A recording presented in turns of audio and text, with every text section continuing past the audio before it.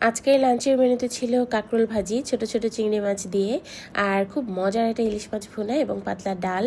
এই তো খুবই সিম্পল মেনু, ভাজি, মাছ আর ডাল, সাথে মুম্বাই মরিচ আর লেবু তো নিয়েছিলামই। ফার্স্টেই হচ্ছে কাঁকরোল ভাজি দিয়ে ভাত খেয়ে নিচ্ছি।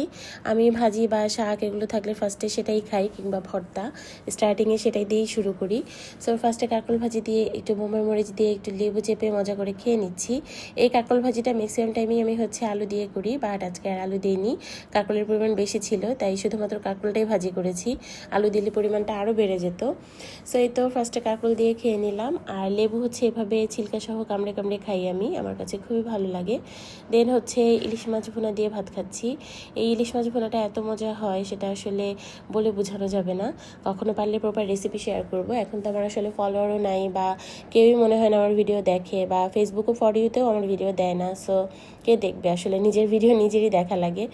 সো যাই হোক, শেষে একটু ডাল নিয়ে নিয়েছি, আর ডালের উপরে একটু লেবু আর বোম্বাই মরিচ দিয়ে কচলে ভাত খেতে খুবই ভালো লাগে। আমার ভিডিওটি ভালো লাগলে প্লিজ ফলো মাই পেজ। আপনার ছোট্ট একটা অনুপ্রেরণা আমার জন্য অনেক কিছু।